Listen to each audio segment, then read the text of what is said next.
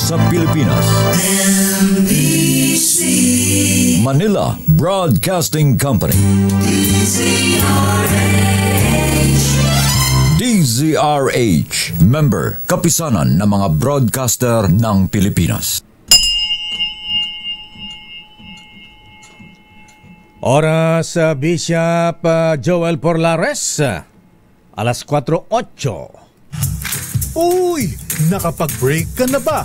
Nakapag-relax ka na ba? Saan ka man nagtatrabaho, mapa-opisina man o work from home o mula mismo sa pwesto, sasabayan namin ang break time mo. Sasabayan namin ng mga balita at komentaryo, mga panayam ng mga taong viral ngayon. DZRH Break Time! RH Break Time!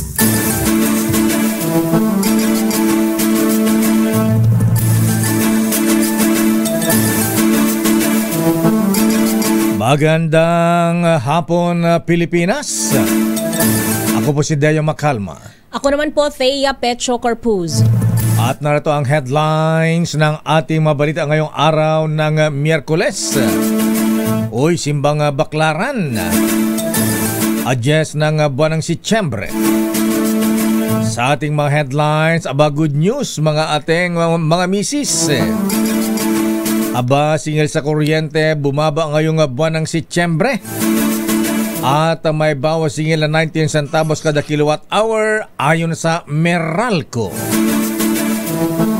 Mga tambay na Pinoy dumami noong Hulyo na itala sa 2.59 na milyon. Unemployment rate tumaas sa 5.3% ayon yan sa Philippine Statistics Authority.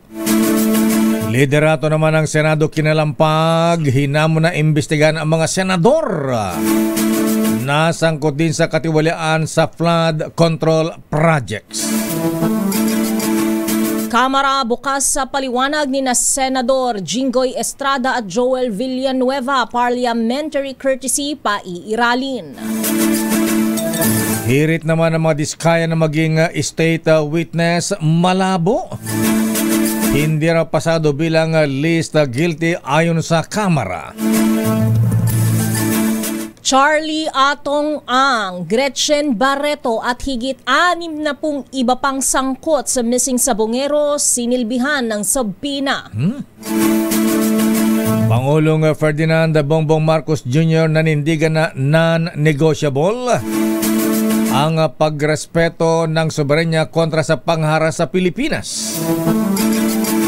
Mga Pinoy sa Qatar tiyak na ligtas ng paulanan ng missile ng Israel ang lugar kung nasaan ang leader ng Hamas. 6 na miyembro ng notorious Japanese criminal syndicate na JP Dragon. Akala ko Yakuza. Ipinadeport ng Bureau of Immigration. Colonel Bong Nebriha balik aksyon sa kalsada, pamumunuan ang STAG o Swift Traffic Action Group. Welcome back, Colonel Bong Nebriha.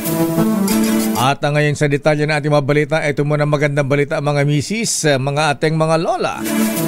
Ito'y maganda dahil bababa daw po ang singil sa kuryente ngayong buwan. Ayon kay Joe Saldariaga ng Manila Electric Company, itinakda sa 19 centavos bawat kilowatt hour ang tapyas para sa September billing. Sa kabuuan, ang singil sa kuryente ay bahagyang bumaba mula sa 13 pesos bawat kilowatt hour.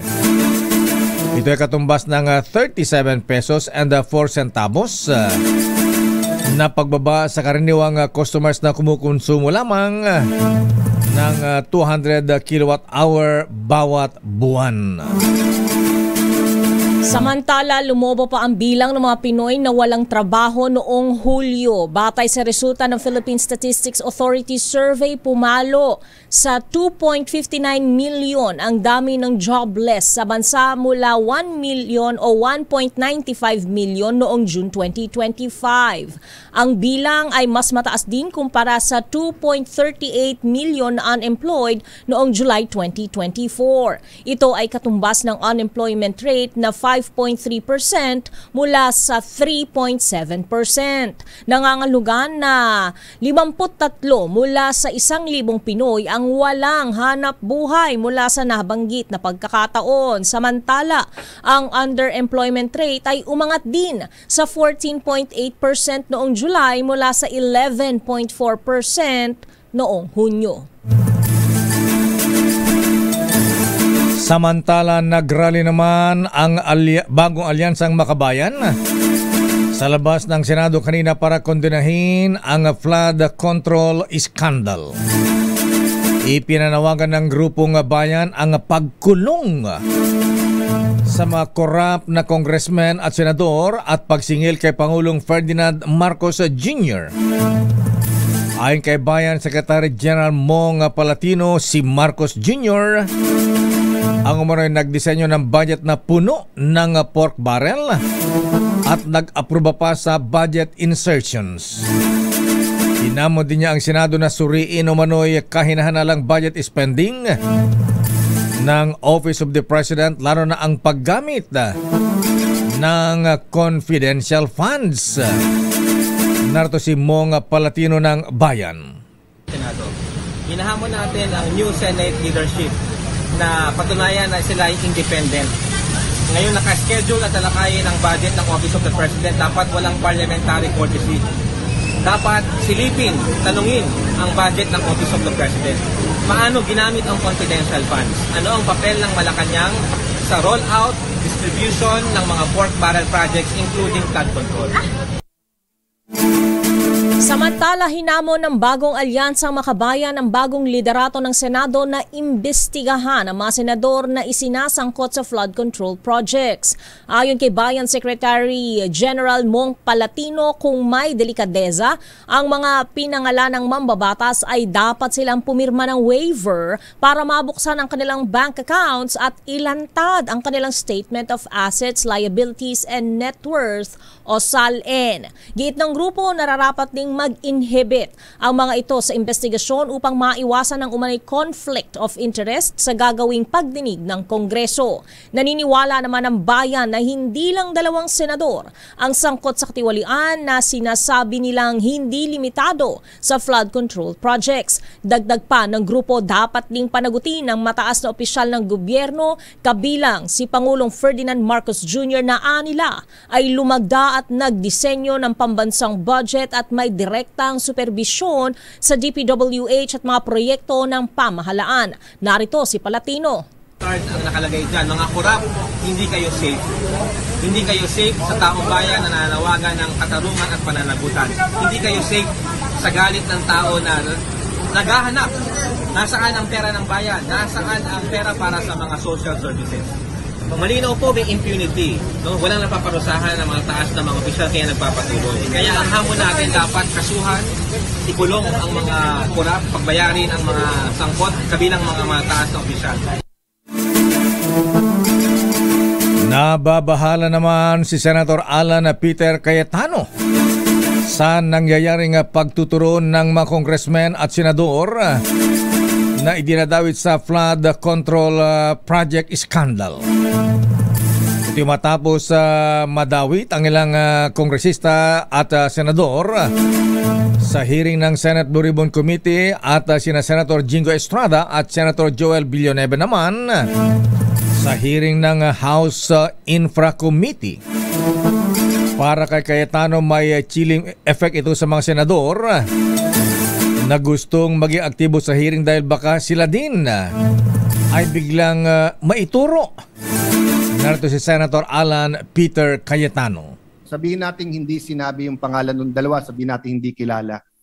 May chilling effect din yun eh. Para bang sinasabing, oy, pag nag-ingay din kayo at nag-imbestiga din kayo sa Blue Ribbon dito, ipapangalan naman namin kayo. Di ba? Mga kasinungalingan! Ito ang sagot ni Senator Jinggoy Estrada laban sa mga pahayag ni dating Bulacan District Engineer Bryce Hernandez. Sa panayam ng programang 2x2, sinabi ni Estrada na posibleng gumaganti lamang si Hernandez matapos itong ipakontempt ng senador sa pagdinig ng Senate Blue Ribbon Committee kaugnay ng maanumalyang flood control projects sa Bulacan. Aminado si Estrada na easy target siya at mas vulnerable sa ganitong issue dahil minsan nang nadawit ang kanyang pangalan sa korupsyon. Gayunpaman, mariing itinanggi ng senador ang paratang ni Hernandez na may pondo o proposed project siya sa unang distrito ng Bulacan at iginiit na wala siyang anumang insertion sa 2025 General Appropriation Act o GAA. Narito si Estrada. Pawang kasinungalingan lahat yung mga sinasabi niya rin sa hearing sa mababang kapulungan. Wala akong binababang pondong gano'n at lahat naman makikita rin sa GAA. Walang insertion na gano'n.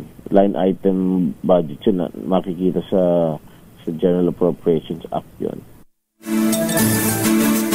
Samantala, bukas ang House Committee on Infrastructure nadinggin ang paliwanag ni Senator Jinggoy Estrada at Senator Joel Villanueva matapos silang idawit kahapon sa anomalya ng flood control project sa Bulacan. Ayon kay Bicol Saro Party List Congressman Terry Ridon, co-chairman ng nasabing komite, pairalin ang inter-parliamentary courtesy. Kaya naman hindi pipilitin ang dalawang senador na humarap sa investigasyon ng Kongreso. Pero sabi ni Ridon, kung gusto nila na humarap sa komite ay maaari naman silang tanggapin at bibigyan ng pagkakataon na magbigay ng sariling depensa sa ilalim ng kanilang right to reply. Pero paglilinaw ni Ridon kung sakaling dumalo sina Estrada at Villanueva ay hindi sila papayagang magtanong sa mga testigo na nag-aakusa sa kanila. Magugunitang idinawit ng dating DPWH Bulacan Assistant Engineer na si Bryce Hernandez ang dalawang senador sa anomalyang flood control project sa Lalawigan.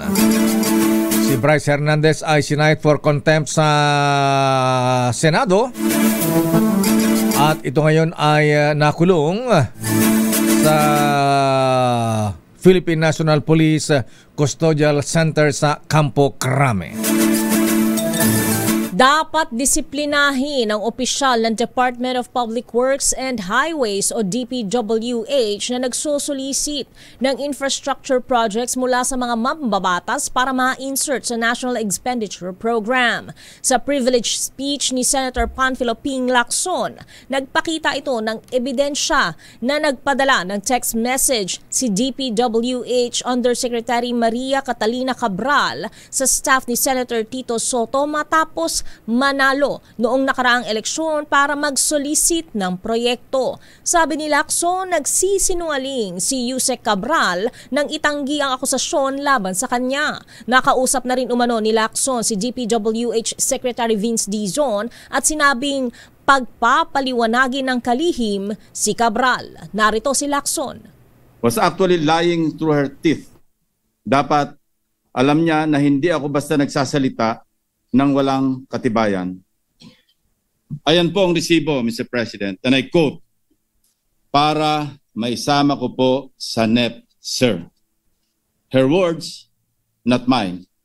Sabi nga ng mga abogado, res ipsa loquitur. The thing speaks for itself. Nilinaw ng Senado na wala silang natatanggap na banta sa buhay ni dating Bulacan District Assistant Engineer Bryce Hernandez sa kabila ng paglilipat sa kanya sa kulungan sa Campo Crame. Ayon kay Senate Sergeant at Arms General Mau Aplasca, pinaburan lamang ni Senate President Tito Soto ang hirit ni Hernandez para sa kanyang kapanatagan. Matandaang na-contempt sa Senado si Hernandez, ngunit nang idawit sa issue ng kickback sina Senator Jinggoy Estrada At Senator Joel Villanueva ay natakot bigla na ibalik sa Senate detention, kaya humirit siya na huwag ibalik sa Senado. Narito si General Mau Aplasca. Sa amin naman, sa tingin namin, wala namang banta, but of course siguro may mga personal na paniniwala din si Bryce. So let's respect. Kahit nasa PNP Custodial Center na si Hernandez, nilinaw ni General Aplasca na dadaan sa Senado ang mga imbitasyon kay Hernandez, katulad ng pagharap sa mga congressional hearings. Alas 6:08 ng gabi, dinala sa PNP Custodial Center si Hernandez mula sa kanyang pagdalo sa hearing sa House Infrastructure Committee.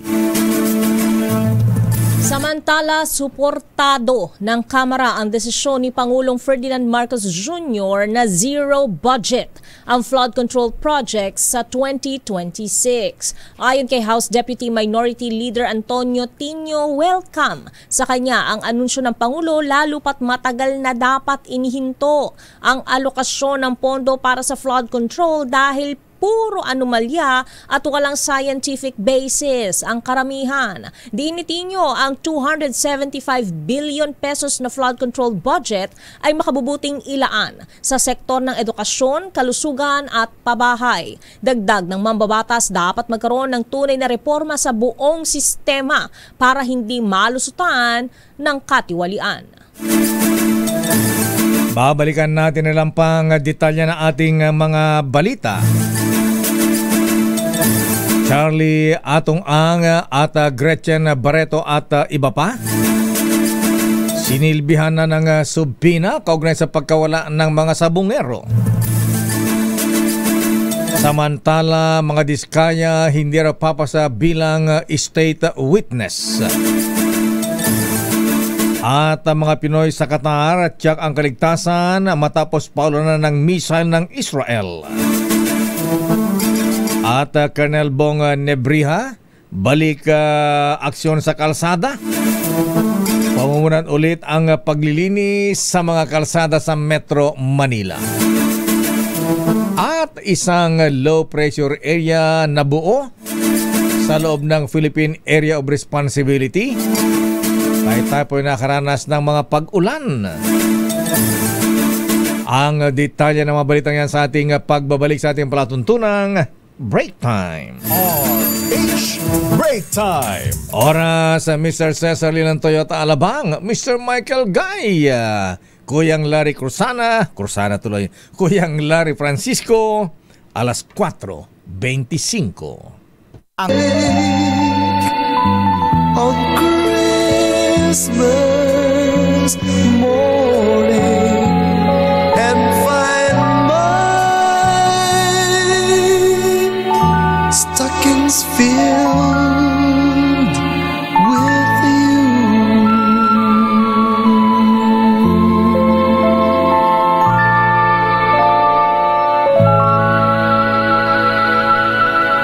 Merry Christmas, Miss Thea. 106 days lakay. Pasko na! Bilis ng panahon. RH Break Time. Standby sa ating mga reports. Magandang hapon po mga kababayan. Andito naman po ang lingkod Dayo Makalma sa DZRH at may exciting akong balita para sa inyo. Ngayong 50th anniversary ng Mega, may Mega Milyonaryo promo na may up to 50 million pesos worth of prizes. Kasama dyan ang instant GCash vouchers at maging monthly winner ng brand new car o 1 million pesos. Simple lang sumali. Bumili ng especially mark Mega Sardines, Mega Mackerel at Jim's Coffee Products. Kunin ang promo code sa loob ng lata o sachet at i-chat o i-text sa official Facebook page na Mega Sardines. At paalala mga ka-DZRH, itago po ang sachet o takip ng lata na may promo code dahil kailangan ito para maklaim ang major prize kung sakaling manalo. Ako po si Dayo Makalma, nagsasabing sali na sa Mega Milyonaryo Promo. Promo runs from June 6, 2025 to December 31, 2025 per DOH FDA CFRR Permit number 1573 series of 2024. Pero bago ang mga reports, standby manang Mil Krigunan, wala daw pagbabago sa liderato ng Kamara. At suspension order ng ombudsman laban kay Governor Oye Umali ng Nueva Ecija na isilbi na ng DILG. At sa showbiz, naku, si Chris Aquino, ha? Inoperahan pala ngayong araw, Miss Thea. Ano bang sakit ni Ate Chris? Autoimmune disease niya lang. Ayan. Sana'y successful operation. Get well soon. Ate Chris. Na. At nasa ating liya si Ate Rebecca de Ocampo ng Rizal. Aba. Ate Rebecca, saan po kayo sa Rizal? Anong bayan po kayo sa Rizal? Sa Angono po. Ay, Angono. Ay, sa Angono pala. Rahan-rahan, ha? Para hindi marapa, ha? Ayan. Okay, Ate Rebecca, simple lamang po ang aking tanong. Aling Rebecca, kailan po ang susunod na Pasko? Sa December 25 po. Sigurado po kayo? Pero hindi po yan ang tanong ko, ate. Ayan. Ang tanong ko po ay...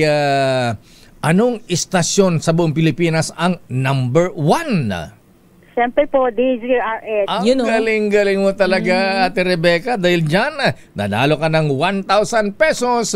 Congratulations. Magandang hapon, ate. Sinilbahan na ng subpina sina Charlie Atong Ang at ang actress na si Gretchen Barreto at mayigit 6 na pong iba pa na naugnay sa pagkawala ng mga sabungero. Kasama rin sa listahan ang dating NCRPO chief na si retired General Jonel Estomo. 18 pulis, whistleblower na si Julie Dondon Patidongan at ang kanyang kapatid na si Elakim Patidongan. Layo ng subpina na padaluhin ang mga ito sa isasagawang preliminary investigation ng Department of Justice sa September 16, 2025. Inasang sasagutin nila ang mga reklamong multiple murder, kidnapping with serious illegal detention, at iba pang kaugnay sa kaso ng pagkawala ng mga sabungero. Samantala, iniimbestigahan na ng Bureau of Customs ang ilang tauhan nito na posibleng sangkot sa pagpasok ng mga luxury vehicle na iniuugnay sa pamilya Diskaya. Ayon kay Customs Commissioner Ariel Nepomuceno, mahigit 10 tauhan ng Bureau of Customs ang tinukoy na may pananagutan sa pagproseso ng mga sasakyan, bukod pa ito sa 10 consignee na kumatawan sa pag-angkat ng mga sasakyan. Natukoy na rin umano nila ang point of entry ng karamihan sa mga sasakyan, 5 sa Port of Batangas, 3 sa Cebu, 3 sa Port of Manila at 7 sa Manila International Container Port o MICP, habang 8 pa ang hindi pa matukoy kung paano na ipasok sa bansa. Anya, posibleng walang dokumento ang 8 sasakyan at may tuturing na smuggled. Binigyan ng 15 araw ang pamilya Diskaya at mga consignee upang magsumite ng kaukulang papeles. Sakaling mabigo, isa sa ilalim ang mga sasakyan sa warrant of seizure and detention. Alamin natin ang detalye ng mga reports. Unahin natin ang Malacanang. Naku! Sa mga pensioners ng SSS, magandang balita po sa inyo, sa atin. Ayan, sa atin. Taas sa pension ng SSS. Aba, epektibo na raw po. Aba, kailan effective yan? Matatanggap na ba sa sweldo yan? Arrest number 14, Let Narciso, please come in. Miss Let. Lakay, Ms. Thea, simula ngayong buwan ay nakatatanggap na ng mas mataas na pensyon ang mga pensioner ng Social Security System. Inaunahan ni Pangulong Ferdinand Marcos Jr. ang formal na paglulunsad ng Pension Reform Program ngayong araw. Sa ilalim nito, magkakaroon ng taunang sa pensyon ang mga pensioners kada Setyembre mula ngayon hanggang 2027. 10% increase ang aasahan ng mga retirement and disability pensioners, habang 5% para sa mga death and survivor pensioners. Ito ang unang pagkakataon sa kapaypayan ng SSS na tinaasan ang pensyon. Ayon kay Pangulong Marcos, Ginawa ito bilang pasasalamat sa mga manggagawa na buong buhay na naglilingkod at nagtatrabaho. Pakinggan natin si Pangulong Marcos. Tinitiyak natin na ang mga taon na kanilang pagsisikap ay may kapalit na kahit kaunting ginhawa sa kanilang pagretiro. Ang SSS, kasama na rin dyan ang GSIS, ay sumasagisag sa pangako ng pamahalaan na ang bawat Pilipino, nasa pribado o pampublikong sektor man, ay may karapatang magkaroon ng seguridad at dignidad sa kanilang pagtanda. Inaasahang makikinabang sa taas pensyon ang halos 4 na milyong pensioners. Ito Bislet. Narciso para sa DZRH. Una sa Pilipinas, una sa Pilipino. Yes, Takay? Nakirmet talaga si Presidente Marcos. Ba't 10% lang ang increase, ha? Oo nga. Samantala yung komisyon sa mga flood control project ay 30%. It's unfair. Okay na din lakay, masaya na daw si Aling Vicky. Ganun ba? Ayan, maraming salamat, Mr. President. Sabi niya, baka isipin ninyo, nag-reform tayo para paghandaan ko yung sarili kong retirement. Hindi yun. Sabi niya, talaga daw gusto makatulong sa mga pensioner. Ayan, malaking bagay yan, 10%. Ayan. Kung 20,000 yung natatanggap mo lakay, plus 2,000, ano? 10% eh.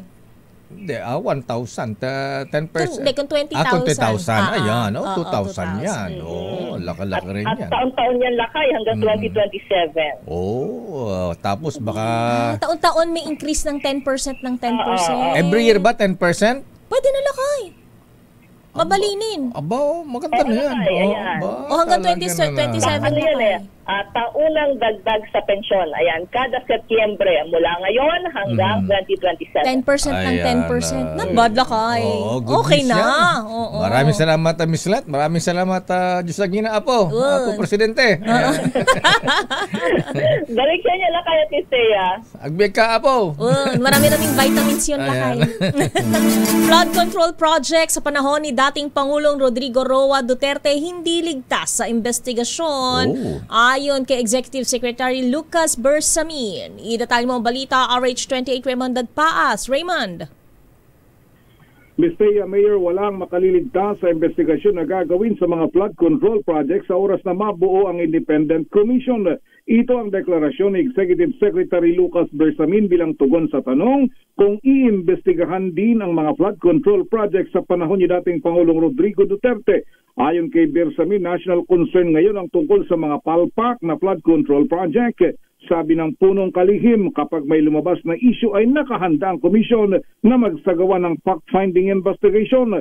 Kaya't sa ngayon ay mahirap pangunahan kung anuman ang mga lalabas sa gagawing investigasyon. Dumistansya si Executive Secretary Bersamin sa usapin ng pagbuo ng Independent Commission dahil dapat itong ipaubaya kay Pangulong Bongbong Marcos at hintayin ng kanyang announcement at kararating lamang nito mula sa pagbisita sa bansang Cambodia.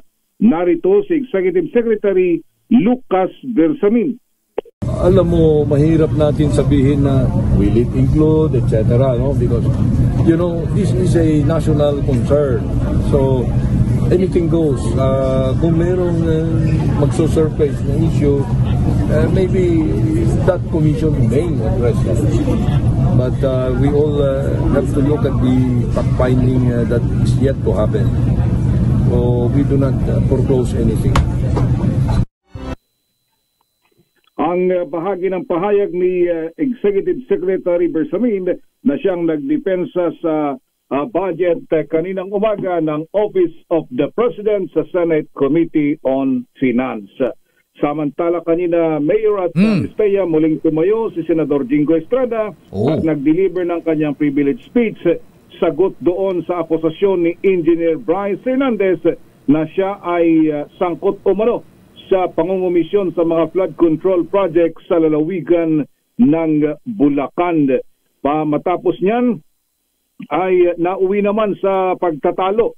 Umainit ang pagtatalo ang tungkol naman sa biglang paglilipat kay Engineer Hernandez sa custody sa halip na sa Senate ay napunta sa PNP Custodial Center. Hindi nagugustuhan ng mga miyembro ng Senate minority yung desisyon na sa PNP Custodial Center dahil animoy ang nasusunod daw sa ngayon ay ang kagustuhan ng Kamara de Representantes. na dapat ay manatili sa custody ng Senado si Hernandez dahil na-contempt ito sa hearing ng Senate Blue Ribbon Committee na iniaangal ni Senador Rodante Marcoleta at Senador Bato de la Rosa at Alan Peter Cayetano. So paano nga gagawin ng Raymond, Brad? So anong gagawin ng Senado? Di ba nila ihirit sa sa kukunin si Bryce Hernandez sa Campo Crame? Samantalang sina ang naona may custody kay Hernandez. Ang sinasabi naman daw ni paliwanag naman kasi ni Senate President Tito Soto ay yung legal custody ay nasa custody pa rin siya ng Senado. Sa katunayan, kahit na nasa PNP Custodial Center ay mga tauhan ng Senate Sergeant at Arms o USAA yung nagbabantay sa kanya doon at hindi mga pulis. Kaya walang dapat pangamba. Kaya lang, ang hindi kasi parang nagugustuhan ng mga senador ay bakit pumapayag na yung nagdidikta ay yung mismong na-contempt at yung leadership ng Kamara de Representantes. Tama nga rin naman. Paano kung yung kinontempt na halimbawa ay pinakontempt ng Kongreso, Kamara. Pwede rin ba yung ganun? Pagkatapos sabihin ng Senado, pagka nag-testify sa Senate, delikado sa Kongreso, ilipat sa Campo Crame. Ayan, siyempre, hindi papayag din ng mga congressmen. Yun na nga yung nangyari kaya ang sabi ni Senador Alan Cayetano kung yun na daw ang magiging panibagong rule na kung i-request, may nag-request, ililipat na lang basta samantalang na-contempt yan sa Senado at dapat physically ay nasa kanilang custody. Ang tingwang testigo, lalong-lalo na itong itsura daw ni Engineer Hernandez na talagang kanilang inilarawan na harap-harapan na nagsisinungaling sa harap ng mga miyembro ng Senate Blue Ribbon Committee. Ayan. Okay nga Rod, Brad. Maraming salamat. Mula dito sa Senado, ito si RH Contate, Raymond Advance para sa DCRH, una sa Pilipinas, una sa Pilipino. Sigaw natin noong kampanya kung walang korap, walang mahirap. Samantala, dumako naman tayo sa Kamara Change of Leadership sa Kamara de Representantes. Itinanggi. Alamin natin ang detalye mula kay Aris number 12. Milky Regonan, please kami manang Milky. Lakay at Teya mananatili si House Speaker Martin Romualdez sa kanyang posisyon. Ito ay sa harap ng ugong na meron daw pagpapalit ng liderato dito sa Kamara matapos mabago naman ang liderato sa Senado at pinalitan bilang Senate President si Senator Chis Escudero ni Senator Tito Soto. Ang kay House Deputy Speaker Paulo Ortega IV. Nagpulong kanina umaga ang mga leader ng Kamara at bukod sa paghahayag ng suporta sa liderato ni Romualdez, pinag-usapan din ang mga dapat gawin ng Kamara. Sabi ni Ortega, sa kabila ng mga ingay sa politika, nagkasundo ang mga House leader na mag-focus sa pagtutok at pagtalakay sa 2026 national budget. Narito si House Deputy Speaker Paulo Ortega IV. Well, maraming chismis, pero sabi ko nga, chismis. Kibitzers, mga bulong-bulong. Pero as you can see, the House is one, the House is solid, and there is no change in leadership. Inamin ni Ortega ang mga ugong na papalitan umano sa Speaker Romualdez ay nagsimula bago pa magbukas ang 20th Congress. Pero sabi ni Ortega, lahat naman ito ay puro chismis lang. Ako si New Greguna nagulat para sa DCRH, una sa Pilipinas, una sa Pilipino. Maraming salamat Manang Milky. Samantala, unang aerial launch ng non-line of sight missile ibinida ng Philippine Navy. Idetalye mo balita RH52, Edniel Parrosa. Edniel. Tagumpay na naisagawa ng Philippine Navy ang unang aerial launch ng Spike non-line of sight o NLOS missile ng Philippine Fleet gamit ang AW-159 helicopter. Tinamaan ng Spike NLOS missile ang target ito mula sa Himpapawid sa live-fire drill sa karagatan ng San Antonio, Zambales. Bukod sa anti-submarine warfare helicopter, tinesting din ang hukbog dagat ng Spike NLOS gamit ang barkong BRP Tomas Campo.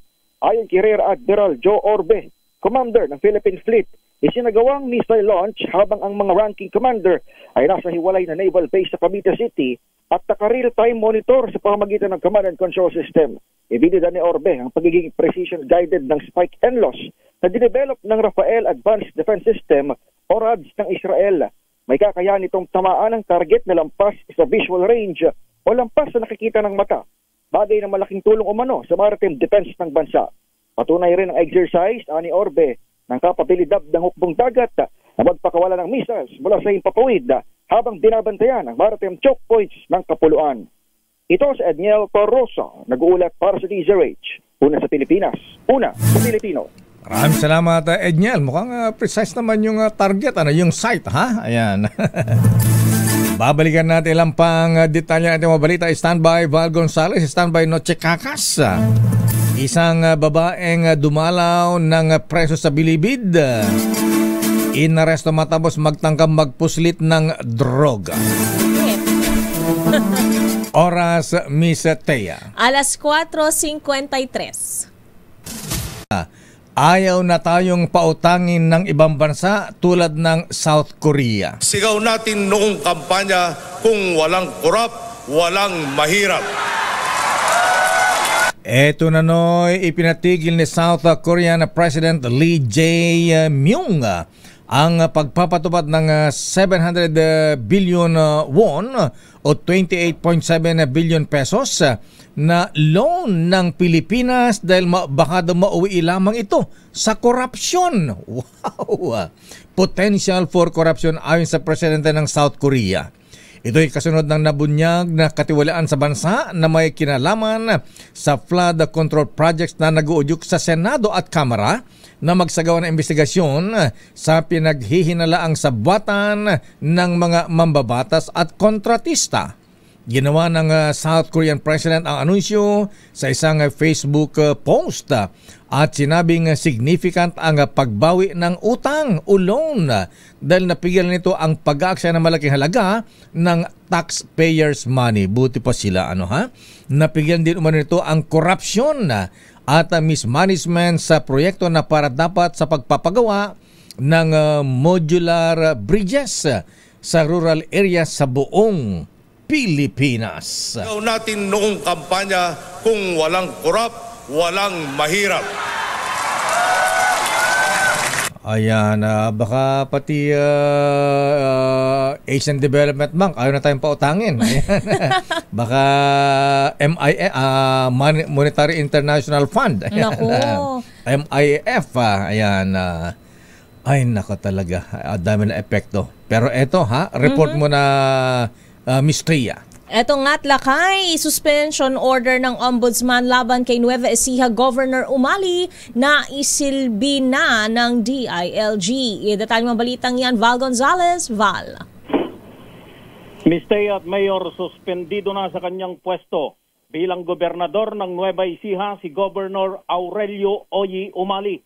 Ito'y matapos na maisilbi ng Department of the Interior and Local Government ang isang taon na preventive suspension order ng Office of the Ombudsman laban kay Umali. Ayon sa DILG, natanggap ng Provincial Capital ng Nueva Ecija ang kautusan mula sa Central Office na may petsang September 8, 2025 at pirmado ni DILG Undersecretary Hubert Herbacio. Ang isang taong suspensyon ng walang sweldo ay bunsod ng desisyon ng Office of the Ombudsman na guilty si Umali sa kasong may kinalaman sa illegal quarrying sa probinsya ng Nueva Ecija. Napatunayan ng Ombudsman na nagkasala si Umali sa paglabas ng 205 quarry permits na walang environmental compliance certificate mula sa Department of the Environment and Natural Resources na naging sanhi ng mababang koleksyon ng buwis sa probinsya. Kabilang sa mga kasong kinakaharap ni Umali ay ang grave misconduct, gross neglect of duty, at conduct prejudicial to the interest of the service. Ayon sa Ombudsman, dahil sa kapabayaan ni Umali, bumagsak ang quarry collection sa Nueva Ecija na nasa 400,000 lamang noong 2022 at 1 milyon noong 2023 batay na rin sa report ng Commission on Audit. Dahil naman sa rules of succession ay tinalaga na rin sa pwesto si Vice Governor Hill Raymond Umali na pansamantalang papalit sa gobernador. Nanumpa na rin sa pwesto bilang Vice Governor ang nangungunang bukal ng probinsya na si Senior Board Member Eduardo Jose E.J. Hoson, na papalit naman bilang Vice Governor. Ako si Val Gonzales, DZRH, una sa Pilipinas, una sa Pilipino. Maraming salamat, Val Gonzales. Samantala, babaeng dumalaw sa Bilibid, inaresto matapos magtanggang magpuslit ng droga. Saan tinago ang droga? Noche Kakas, please come in.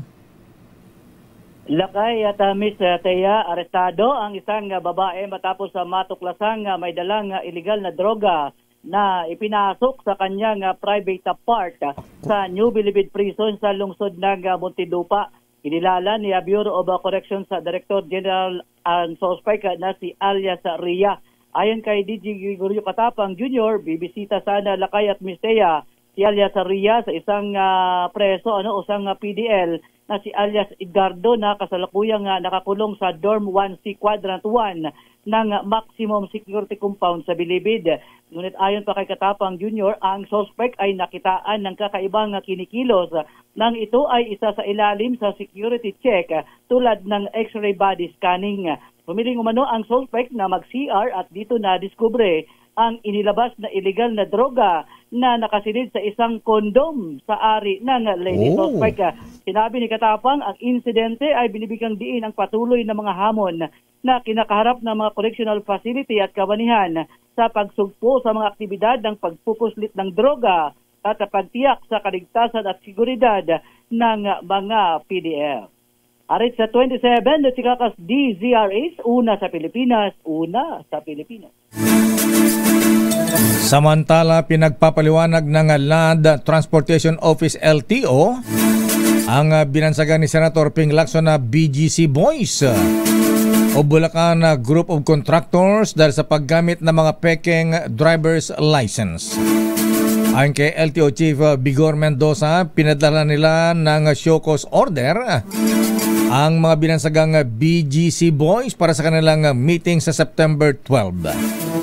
Kabilang dito si dating Bulacan 1st District Engineer Henry Alcantara, Assistant Engineer Bryce Hernandez, JP Mendoza, RJ Dumasig at Edrica San Diego.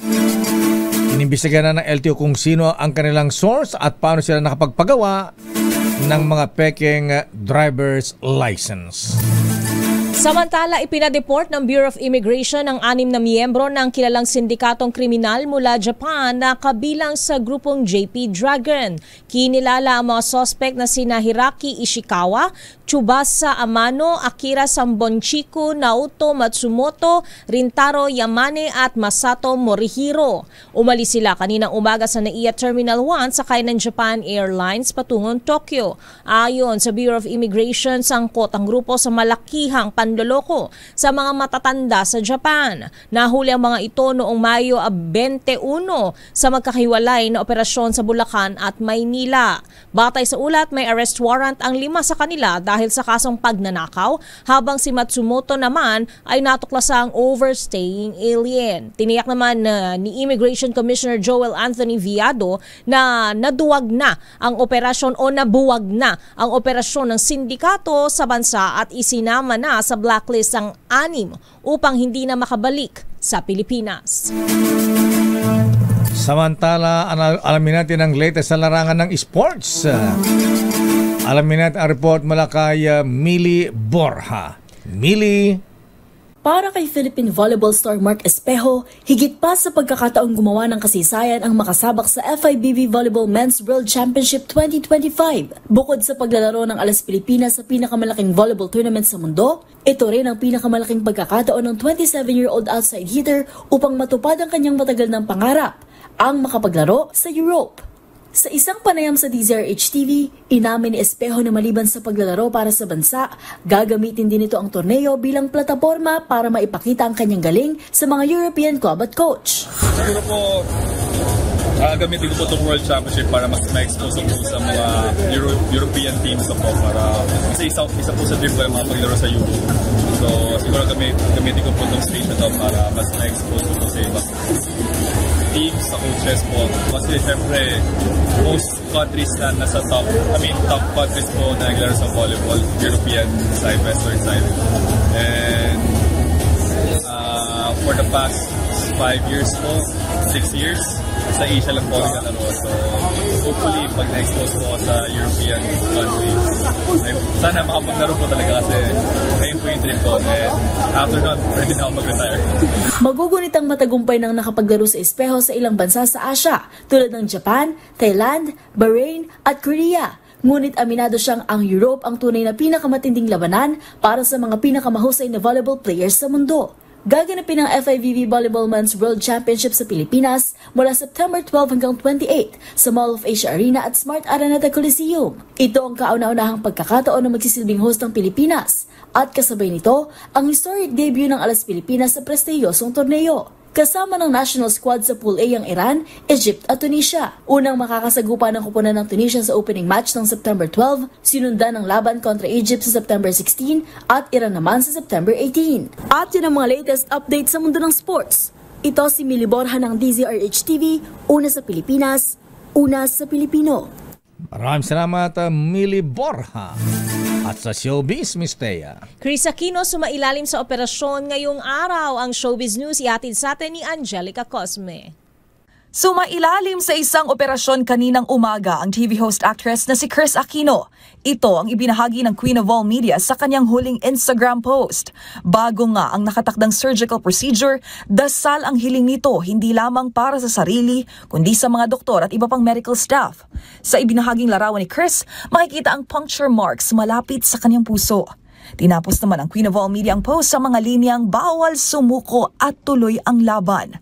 Maugunita na last month, ibinahagi ni Chris na sa ilalim siya sa isang preventive isolation sa loob ng 6 na buwan kung saan nagpasa siyang manirahan sa kanilang compound sa Tarlac.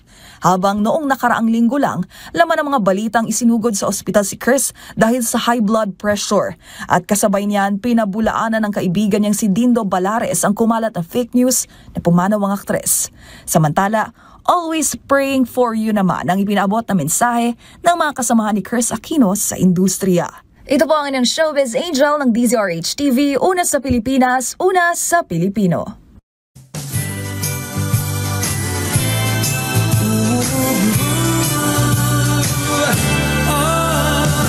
Christmas is just around the corner. Maraming salamat, Miss Angelica Cosme.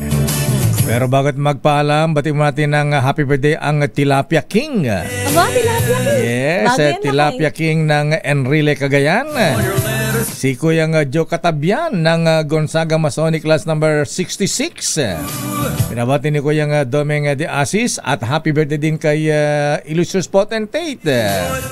Rombar Bartolome dyan sa Aguila Shriners, dyan sa Jensan, Kuya Rombar, alaba tayo dyan. Kay Kuyang Radney Esguera at kay Renato Reyes ng Bayan Muna. At sabi nating business correspondent, nagsara ang palitan sa dolyar ngayon. Magkano? Naku, tumaas na naman ang palitan ng dolar. Naku. 57 pesos and 12 centavos ayon kay Mr. Michael is my guy. Kahapon ay 56.98. At yan ang kabuuan natin pala tuntunan ng break time. Ako po si Deo Macalma. Ako naman po, Thea Petro Carpuz.